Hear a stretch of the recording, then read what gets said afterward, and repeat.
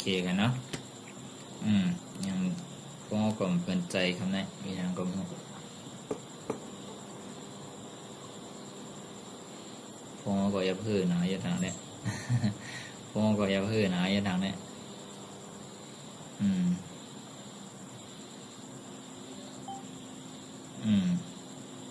โอเคกันเนาะเมื่อกี้เอาขาดทิ้งแล้วก็มั่วคิดเอาใหม่ขึ้นเอาใหม่ขึ้นเหมือนกันกินนะก็ MC นะเมื่อก่อนที่เป็นมือเขาขาดที่เฮ็ดผู้เกี่ยวปังเป็นผู้เกี่ยวปังนะเขาขาดที่ในลาดว่าในกันนะโอเคก็อันดาวสุดก็เขาขาดตรงตักใหม่สูงถึงนั่นนะเนาะแต่ก่อนมาถอดมาขึ้นปังเกี่ยวปังเขาขาดมาในปังปล่อยนั่นนะเนาะ Good afternoon บริเวณกลางวันก็ Good afternoon all of my friends นะใหม่สูงกลางวันแต่ก็ดังเสียงนะ I'm glad to see you all ยินดีที่ได้พบกันกูก็มี I wish นะให้ใครย้อนสู่บ้าน you all กูก็ to be free from suffering นะ free from บอกว่ากังยันลดพีกังยันเองอะ suffering บอกว่าพีทุกข์ทั้งสิ่งทั้งหลายย้อนสู่บ้านให้กูก็ลดสร้างกังสีพีทั้งสิ่งทั้งหลายและมีไอโฮมเมชให้ใครไว้สารfivefold infinities เนาะกุงพระกุงตรากุงสังฆะกุงเสียสมากุงปเมโซกิสูเนี่ยยรณะน้อมใจอนันโตอนันตาอาปาสีเมื่อไหร่ใครมาเป็นกว่า MC ในวันเมื่อไหร่นะ now I am MC today for program MC for today program ก็ปังป่วยอีสังสีมิวนั่นแหละนะนั่นใครจะเรียกขึ้นมาในวันเมื่อไหร่ใครเป็นผู้เกี่ยวปังมันนี่นะ my duty บอกว่าปุณพรmy duty is ปุณพรค่ะก็ is เป็นเนี่ย to introduce that แต่กับสิบัน you all จะสุกุก็แต่กับสิบันสุกุก็ให้ผู้จักนั่นนะ my speakers นะผู้ตันใครเอาทั้งสิ่งทั้งหมดนะเพราะเป็นคนใจก็ his เป็นนางยิงก็ her name is her name is นะก็ลัดกว่าไปยาวก็ his English ว่าเป็นคนใจก็ว่าเป็นนางยิงก็ her English is so good นะอังกฤษมันได้เข้มนะนะ you all want to listen to his talk eagerly ว่าเป็นคนใจก็ว่าเป็นนางยิงก็ her talk eagerly สุดที่want to listen ว่าเคยถามนั่นนะ her talk การลัดมันติดอยู่เนี่ยนะโอเค my speaker ผู้ตันใครเอาค่ะ could you please come here นะ could you please come here ขึ้นมาแล้วค่ะนะขึ้นมาแล้วค่ะออกมาแล้วหมอจะเนี่ยมันเนี่ยมีไว้2 ครั้ง 2 ตอนอันนี้ในตอนมือเขาขันนำมันค่ะนะโป้งลัดเย้าขาเนี่ยเอาขึ้นมาอย่างขึ้นก็ congratulation นะ congratulation ยินผมจะมากลุ่มมันได้ speaker ผู้ตันใครเอาค่ะYour talk show is very nice นะบางตอนใครลัดเลียดกว่านี้เข้มได้เลยค่ะ with ideas and talk นะwith ideas ก็บอกว่าป้าตั้งหูตั้งหูนะคือว่าอะไรก็มันเรียกปิญญาตาป่าในความแต้วบอกว่าคือว่าอะไรก็ลัดกว่าเลยจึงว่ามีเดี๋ยวก็อะไรลัดกว่าอะไรดีๆนั่นน่ะเนาะI hope all the students นะเขาวันว่า I hope เขามุ่งหวัง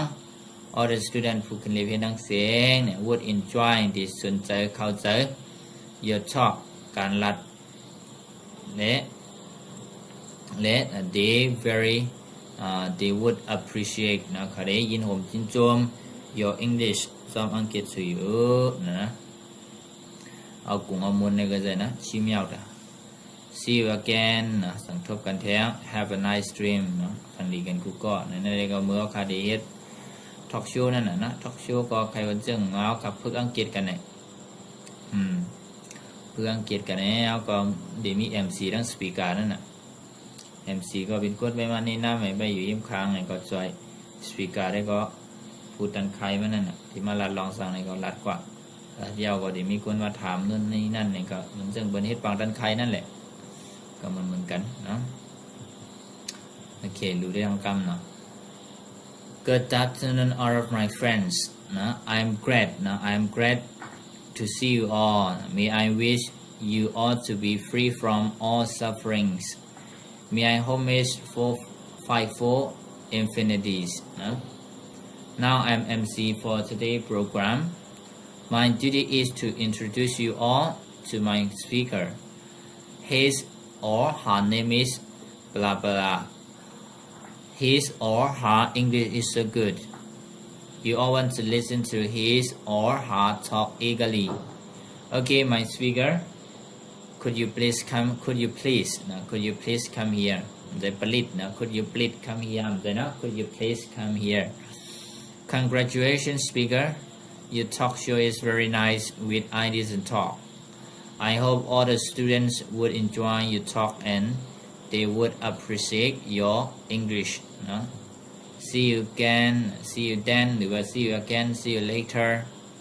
เหมือนกันครับ Have a nice dream อย่าพันดีกันกูก็ว่าจะไหนโอเควันว่ามีปัญหาเกี่ยวกันไหนมีข้อถามมาเกี่ยวกับเรื่องกันไหน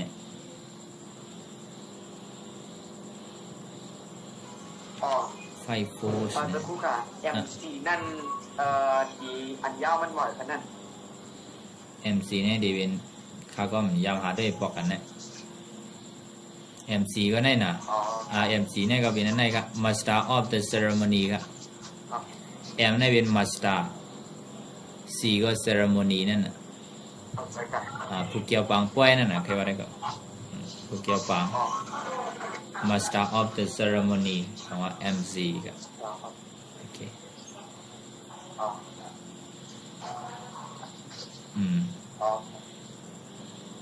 โอเคพวกมีอย่างเขาเข้ากันได้ทาง conversation นะโอเค conversation ในก็ลัดต่อกันเนี่ยนะอันนี้ก็เป็นพื้นฐานอะไรเลย conversation ในที่เป็นอันง่ายๆกันนะอันง่ายๆมันที่เป็นวหาระเนาะขยามหันเลยอันง่ายที่สุดเนาะครับว่าอันเป็น conversation สิไหนนะโอเคทำมากันด้วย Let me ask you นะ Let me ก็เป็นขว้าง ask ก็ถามนะ something ก็สีลองๆนะใจก็ใจนะ Let me ask you something ใจปัญหาใครได้ปันขว้างคะอะไรถามเสียมิวอีกหนึ่งใจYes อะไรbe my guest นะ be my guest ก็ได้บอกหมายถึงว่าถามอะไรแล้วผมว่าจะไหนกันอะไรถามอะไรแล้ว Yes be my guest What would you like to know What would you like to know What would you like ใครหูอีสาน to know นะ know อย่าง know ก็หูนะใครหูอีสานผมว่าจะไหน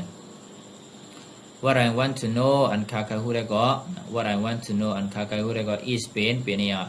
How you spend ก็ใส่ดื้อครับใส่ปื้อดื้อleisure time บอกว่าขยามตันครับเนาะขยามตันเพราะฉะนั้นก็ What I want to know is how you spend your leisure time leisure time หรือว่า spare time leisure time free time ก็เหมือนกันครับ pastime ก็เหมือนกันมันเคยว่า free time หรือ leisure time หรือ spare time หรือก็บอกว่าขยามตันไหนกันนะโอเคข้าก็รู้ว่าสุฮีใจตื้อขยามตันสุI used to spend ค่ะใจตื้อขยาม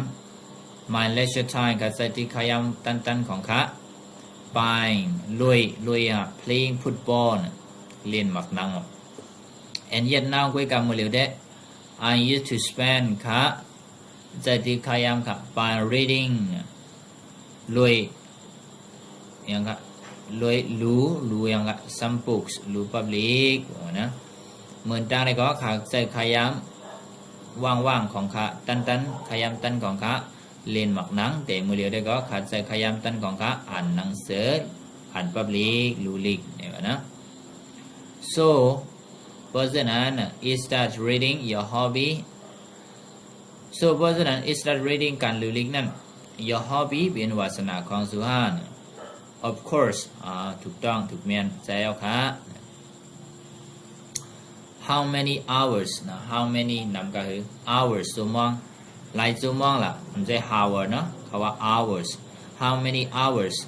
หลายชั่วโมง in a day ในหนึ่งวัน in a day ในหนึ่งวัน do you read สูรู้หรือว่าในหนึ่งวันในหลายชั่วโมงสูรู้ลิกบอกว่าสินะ I generally นี่ปุ่มมัน generally I generally read นะ I generally read 3 hours in a day นะคารู้ปุ่มมันก็3ชั่วโมงในหนึ่งวันเนี่ย How do you feel นะ How do you feel รู้สึกจังหรือยินป่วยจังหรือ to read แต่ได้รู้ books public นะรู้ public ในสู่ยินป่วยจังหรือ I feel ใครยินป่วยรู้สึก very happy มีตังค์ซื้อเด็ดๆ and please อยากจะเด็ดๆ to read books แต่รู้ public thanks million ยินชมขอบใจอย่านำค่ะ you're welcome มันเป็นสังยินดียินชมเหมือนกันค่ะบอกว่าจะไหนโอเคเพราะฉะนั้นค่ะได้รู้ในทางกรรม2 กรรมเนาะมีที่ใดทำก็ทำไรปลอดใจกันเลยหรือว่าให้ซับเลี้ยงนี้ขึ้นกันเลยก็เลยโอเคเนาะโอเค conversation let me ask you something ใส่ let me ask you something ใส่ yes be my guest นะ yes be my guest what would you like to know what I want to know is how you spend your leisure time what I want to know is how you spend your leisure time leisure time I used to spend my leisure time by playing football and yet now I used to spend by reading some books no? I used to spend my leisure time by playing football and yet now I used to spend by reading some books so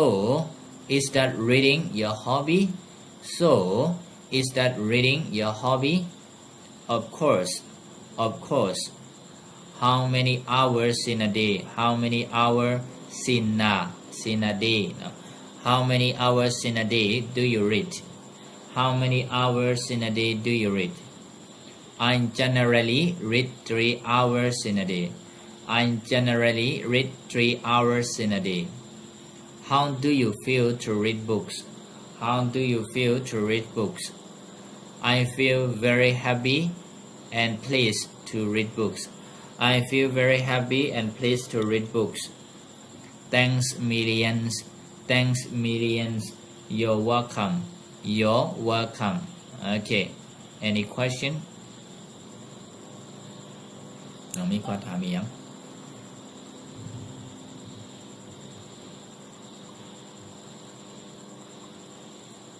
มีข้อถามอีกยัง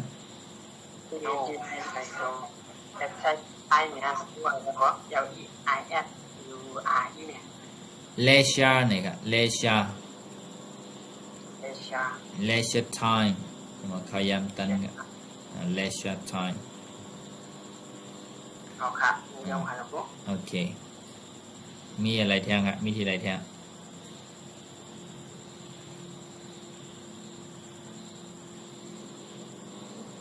โอเคมีเนาะสเปนนั่นคือบอกว่าการจะพูดนะอะไรไหนฮะสเปนตัวไหนฮะอ๋อสเปนไหนบอกว่าใจดีอะspend time เงินก็เขาว่า spend เหมือนกัน spend money ใส่ติงเงิน use money ก็เหมือนกันครับ use money นะก็เอกา spend พงในมีเนาะspend time spend money เนี่ยจะไล่อยู่แต่ว่า spend พงในมีค่ะนะก็หมายถึงว่าใจดี spend ในใจดีเนี่ยจำกัดใจจะเอาแค่ว่าเขากัดใจดีพง I spend my phone อะไรนะ spend my time ใจดีขยามอะไรอยู่ spend money ใจดีเงินอะไรอยู่ use phone use time use money อะไรเนาะเดี๋ยว spend อะไรมันจะเลยจำเงินจำขยามนะโอเค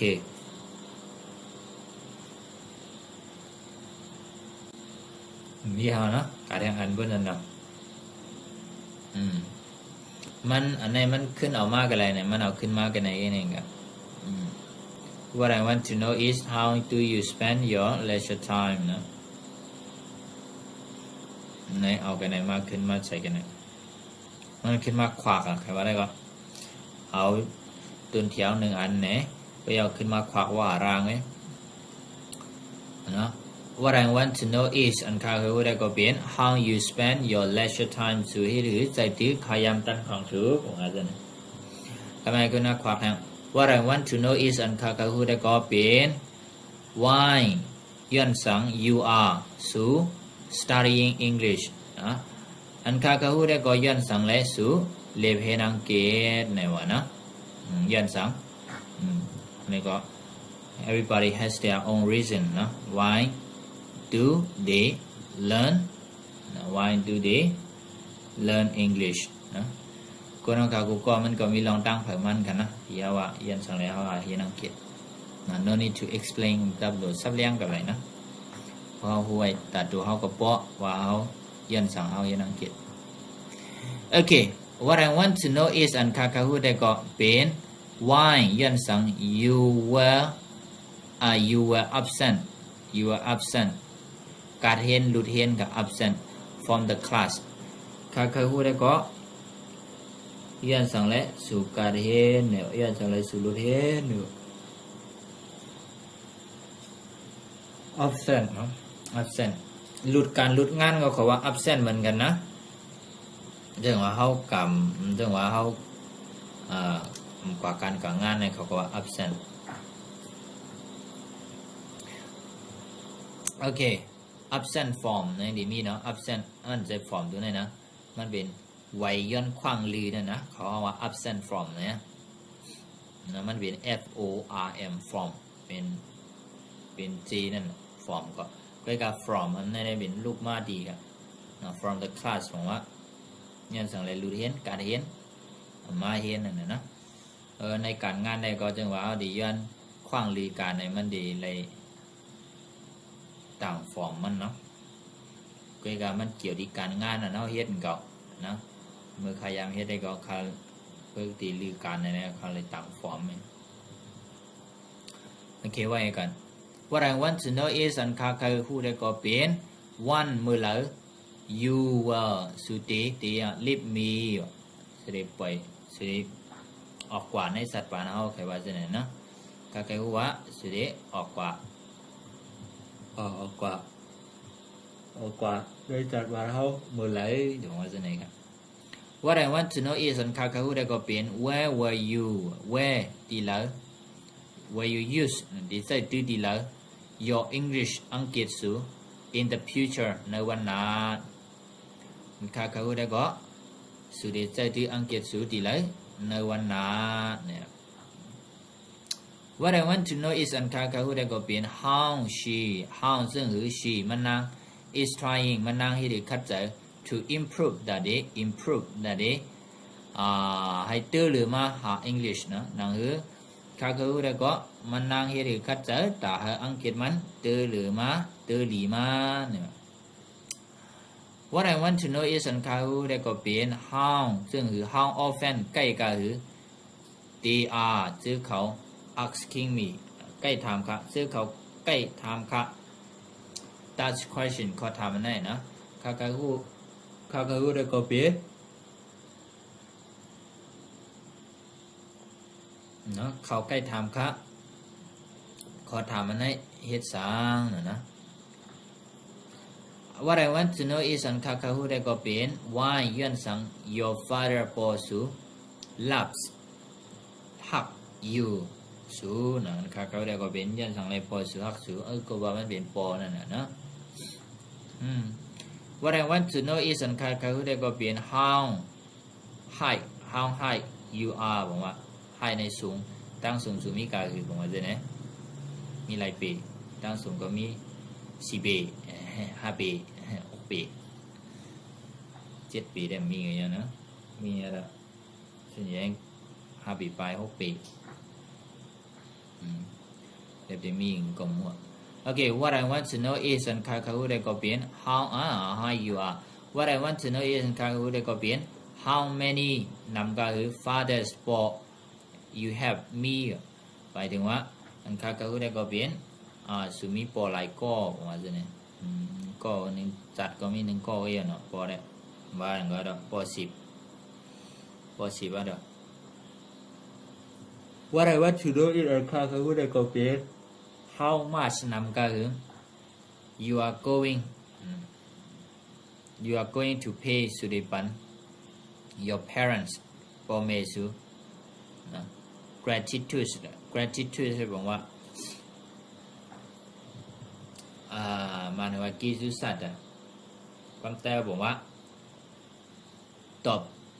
แทนกลุ่มมูลนั่นน่ะนะตอบแทนกลุ่มมูลขึ้นบอกว่าจะไหน how much you are going to pay your parents gratitude back บอกว่าสุดตอบแทนขึ้นกลุ่มมูลพ่อแม่สุนำก็คือบอกว่าจะไหนนะโอเคเพราะฉะนั้นรู้ในทั้งกรรมว่ามีข้อถามก็ถามอะไรอยู่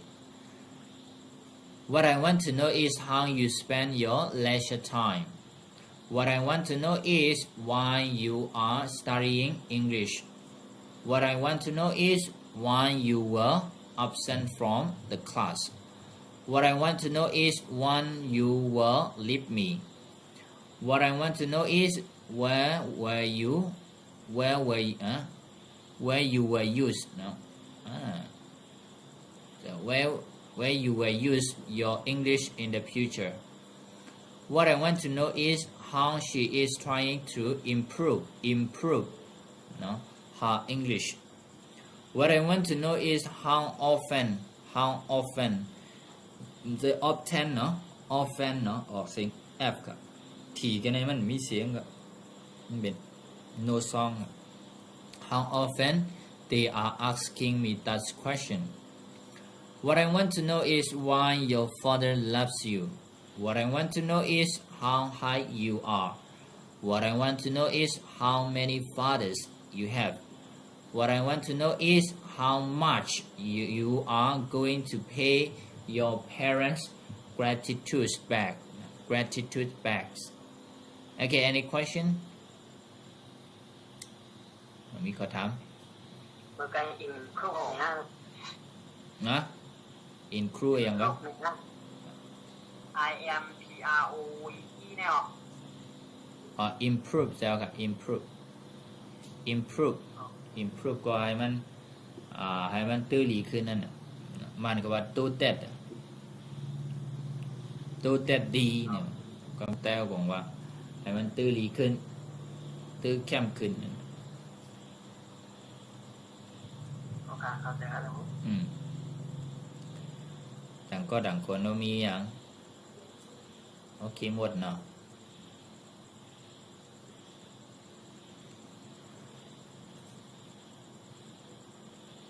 โอเคเฮียงโอเคหาเฮือหมดนายนี่โอเคข่าวกำปองนะโอเคกว่าทั้งอันเมื่อว่ามีข้อถามกันเนาะกว่าทั้งอันมันเอามาในตัวเทียมเมื่อกี้ที่นี่ก่อนในก็ how many hours in a day do you read อันว่าเมื่อกี้เนาะมันขึ้นมาเอาขึ้นว่า how many hours in a day ในหนึ่งวันในหลายชั่วโมง do you สูเนี่ยสูแปล infinitive ค่ะใส่เพราะฉะนั้นเรามาด้วยตั้งแต่ในมันใส่ว่า how many hours in a day ในหนึ่งวันในหลายชั่วโมง do you สู think of me เนี่ยวนถึงค่าเนี่ยในหนึ่งวันในวนถึงค่าหลายชั่วโมงโอเค how many hours in a day do you think of me ในหนึ่งวันในหลายชั่วโมงสูวนถึงค่าเนี่ยนะ how many hours in a day ในหนึ่งวันในหลายชั่วโมง do you สู sleep นอน at night กลางค่ำว่าในหนึ่งวันในกลางค่ำสูนอนปันหลายชั่วโมงเนี่ยนะกับปันโซเชียลมีเดียในเบิ่ม12โมง1โมงนอนนะของพอตัวเจืองถึง4-5โมงหมายถึงค่านะหมายถึงค่าขยามนอนบอกใครเกิดนะแล้วก็ห้องเรียนพวกห้องเรียนก็กันเงานอนมาสอนลีก็เงานอนหาเรื่องเที่ยง How many hours in a day do you sleep at night sleep ในบอกว่านอน at night ก็กลางค่ำกลางคืนนั่นครับโอเคนะเพราะฉะนั้นในหนึ่งวันในหลายชั่วโมงสูนอนปานกลางค่ำในกลางค่ำในสูนอนปานหลายชั่วโมงนั่นนะ how many hours in a day ในหนึ่งวันในหลายชั่วโมง does your friend ได้ก็สู stay อยู่จอม with you อยู่จอมสู stay ดัง live ในเปิงอันนี้ยังเหลือนะ stay ในอยู่จูเก็บจูกำในเขาได้ใช้ stay ครับเพราะว่า live live live ในบอกว่าอยู่ต่อสู้อยู่หึงนานนั่นครับนะนั่นก็อยู่จอมที่เกิดเมืองนอนนั่นเอาวะ I live in นี่ครับตะกูค่ะผู้เป็นสตีเนี่ยค่ะเนาะผู้ดีว่าเขาใครอยู่ที่ห้องยามามีข่าวว่านั่นเด็กเขาดีก็ที่เซอร์สตีเลยค่ะสตีเลยค่ะค่ะขอบใจครับก็เป็นจูเก็บจูก้าให้เขาติดใจสตีเพื่อเขาใครหลัดลองตีเกิดเมืองนอนว่าคำว่า I stay in KC ครับเขาว่า I live in KC ครับนะ I was born I live in KC นะ Northern State นะใครอยู่Southern State เนี่ยนะอยู่ใครอยู่ KC เมืองไต้หวันจันทร์คำว่า I stay นะซึ่งว่าเขาออกกาลีก็เข้าได้กว่าลี2-3-4วันลีสิดีๆเขาก็ว่า stay ครับนะเพราะฉะนั้นก็ในบอกว่า how long how many hours in a day does your friend stay with you บอกว่าในหนึ่งวันในหลายชั่วโมงได้ก็สูอยู่จอมสูบอกว่าจะไหนครับ stay with อยู่จอม how many hours in a day ในหนึ่งวันในหลายชั่วโมง does your mother เมสูdo เฮ็ดอีกอย่างละ household chores ในบอกว่าการเฮือนกับเหตุการณ์วันหงเขาหงปักล่างหมอล่างหวานประดับเพียวการเฮือนนั่นน่ะกำพวกเขาว่าการเฮือนกำตีมันจังว่าอันในการเฮือนเอาเมื่อเห็นดิเห็นไล่ก็จะมาการเฮือนปัดเพียวๆเจ้าเฮือนก็จะมาการเฮือนเนี่ยก็อันในเฮาโฮชูสในเดียใจการเฮือนเฮาเรียนดิเรียนไล่เนี่ยนะบอกว่าปัดเพียวๆล่างซิมนั่นครับโอเคเฮาโฮชูสนี่ครับOkay, how many hours in a day ในหนึ่งวันในหลายชั่วโมง do you learn เรียนเรียนEnglish อังกฤษเนี่ยนะในหนึ่งวันในหลายชั่วโมงเรียนเรียนอังกฤษ how many time นะ hours ก็ไล่ก็ไม่มา time กับ how many times in a day ในหนึ่งวันในหลายชั่วโมง do you take a bath ได้บอกว่าอาบน้ำ take a shower เนี่ยก็อาบน้ำเหมือนกันก็กลายเป็นว่า take a shower หรือว่า have a showerว่า have a shower ในเฮาก็ที่อาบน้ำอันมันเจ้านางยังอันเบิ่นดีปั่นแน่ฮะอีป้านนั่นน่ะนั่นแหละแต่ว่าผู้ว่า take a bath ในมันเจ้าเบิ่งเฮาอาบในอันอาบน้ำตาในให้เป็นต้อง take a bath กันน่ะพวกกันนอนจอมหอเตะเขาเป็นในเวียงเขาจะได้บันเดมีหลอดแร่ไปเยาวันจังยังมันจึงหมอกนั่นน่ะมันจะไปยังหมอกมันจะยังออกมาไหลมาเป็นลิ้นเนี่ยมันดีว่าจึงอยู่เขาของโบราณแบบนั่นแหละก็จะในนั้นเขาห้องว่า shower นะโอเคในหนึ่งวันนี้อาบน้ำไหลชั่วโมงเนี่ยอาบน้ำไหลปอกเนี่ยสิ how many time ปอกกำครับผมใจชั่วโมงนะ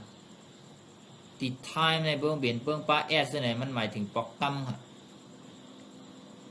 เบื้องป้า s ในมันหมายถึงปอกกำ time ในมันนับอ่านอะไรนะมันเข้าไปในuncountable noun หรือก็มันดีใส่ไว้อย่างกับ 2 hours 3 hours นี่ก็อย่างในบอกว่า time time ในบอกขัดใส่ว่า s มันบอกถึงว่าปอกกำครับเนาะก็ในเขาจำปิ่นได้ว่าหลายชั่วโมงในมันไรกันเนี่ย how many times in a day do you take a bath หลายชั่วโมงสู่อาบน้ำมันใครหมายถึงว่านั้นมันใครหมายถึงว่ามันดีว่า hours ครับเพราะว่าชั่วโมงมันดีหมายถึงว่า hours ครับมันว่า time เนาะไว้ในบอกว่าในหนึ่งวันในหลายปอกว่านะอาบน้ำหลายปอกใครหมายถึงที่ไหนครับนะ times how many times in a day ในหนึ่งวันในหลายปอก do you do your homework เหตุการณ์เฮิร์นเหตุการณ์เฮิร์นหลายปอก2 ปอก3 ปอกก็หลักกว่า how many times in a day ในหนึ่งวันในหลายโปรแกรม does your friend phone you ไต้ก็ในหนึ่งวันในหลายโปรแกรมไต้ก็สู่ห้องพงสู่ผมว่าจะนะ phone you ก็ห้องพงเหมือนกันครับ how many times in a week ใน week ก็เลย week ก็ปาร์ตนั่นนะมันก็เลือน year ก็ปีเพราะฉะนั้นก็ใครลาดไว้ก็เลย how many times in a week how many times in a month how many times in a year นะในหนึ่งวงในหลายปอกในหนึ่งเดือนในหลายปอกในหนึ่งปีในหลายปอก do you take a nap take a nap บอกว่านอนหรือหรือใจสุขเก็บนั่นครับนะวันเจ้าหนังกลางวันในก็คือนอนนอนหรือเหมาะพามันได้10 นาที1 ชั่วโมงอาจจะไหนบ่อยู่ในตึกลิกได้บ่ช่วงซ้อมวันยาวในก็ได้ปันหรือ1 ชั่วโมงนอนวัน1 ชั่วโมงอันนั้นเขาห้องว่า take a nap ยาวก็บางทีขยามก็มันต่อยกลางก็เลยขึ้นว่าลิกโอเค how many times in a week นะใน1ปัดในหลายวันหลายกำใน1เหลือในหลายปอกใน1ปีในหลายปอก do you use the internet ใจถือ internet ใจถือนะอินเทอร์เน็ตนั่นนะโอเคนะเพราะฉะนั้นใครได้รู้นี่ออกเสียงจังอันไหนไล่ตอบว่าใครตอบขึ้นนู้นที่ไล่ตอบว่าตัวขึ้น conversation อันไหนครับเนาะ I used to spend my leisure time ก็ลาดกว่ากันในเหมือนขอตอบเหมือนไหนครับเนาะขอตอบเหมือนกันไหนครับมันมากันไหนก็ใครตอบขึ้นก็เขาก็ตอบอันไหนโอเคเพราะฉะนั้นใครได้รู้อะไรอันไหนนะรู้ในทางต้อยนะhow many hours in a day do you verb infinitive กันนะแปลว่านั่นแหละ how many hours in a day do you think of me how many hours in a day do you sleep at night how many hours in a day does your friend stay with you stay with you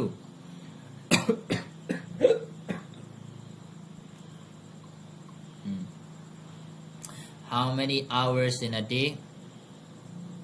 how many hours in a day does your friend stay with you how many hours in a day does your mother do household chores นะ how many hours in a day do you learn English นะ learn ทั้ง study เนี่ยเหมือนกันก่อนนะ but study เนี่ยเขาค่ะเรียนมันจะหนังเห็นเปลี่ยนนั่นครับเขาค่ะเรียนลิกเห็นไลน์ในเขาว่า study ครับก็คือเขาค่ะเห็นตั้งหูเห็นตั้งหูเอาเพิ่มเติมตั้งหูนั่นเขาว่า learn นี่ครับเห็นการสอนนั่นแค่ว่าได้ก็เห็นการสอนนั่นเขาเรียกว่า study ว่าเห็นหาตั้งหูเรียนตั้งหูเขาว่า learn เพราะว่ามันเปิงกันจังหื้อนี่ครับโอเคว่า learn นั่ง study เปิงกันอย่างหื้อนี่ก็เปิงกันจังเขาว่าเนาะOkay, how many times in a day do you take a bath? How many times in a day do you do your homework? Do ก็ได้เป็นภาษา do อันไหนเป็น action verb ก็สิกันลองมาเฮ็ดนะครับ do อันไหนก็วางเป็น action verb และทำกันเป็นข้อถามอะไรๆออกมานะคำเดียวว่ามี do 2 ตัวแล้วมันผิดอยู่ไหนมันผิดนะ main verb มันเป็นอันไหนครับอันไหนเป็น having verb กันOkay, how many times in a day does your friend phone you? How many times in a week, in a month, in a year do you take a nap? How many times in a week, in a month, in a year do you use the internet? Okay, any question? น้องมีคำถาม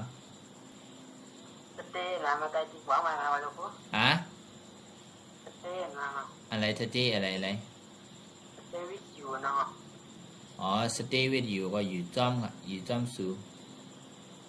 ว่า how many hours in a day ใน1 วันในหลายชั่วโมง that's your friend ใต้ก็สู stay with you อยู่จอมสู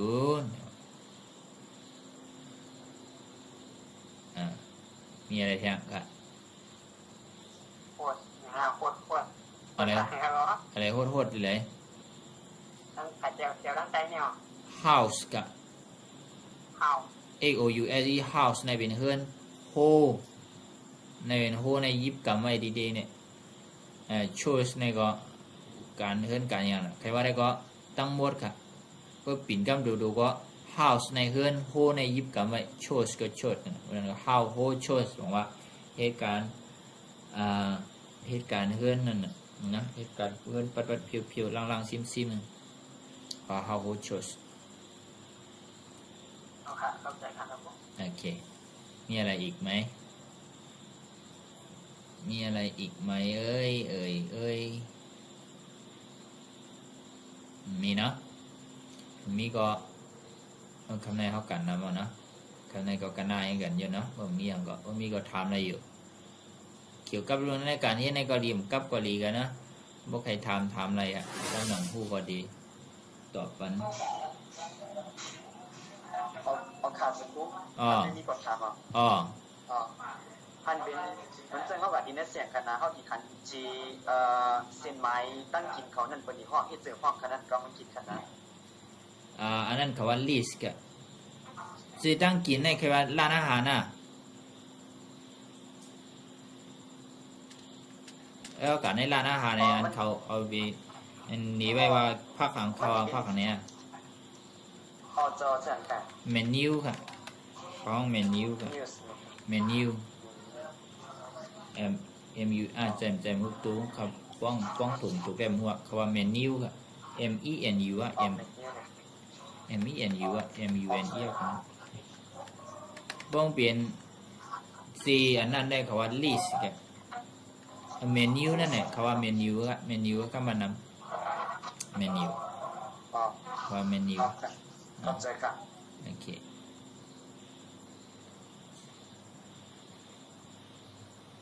มีอย่างแทงครับโอเคพวกมีอย่างก็เขาค่ะกันนายกันเนาะ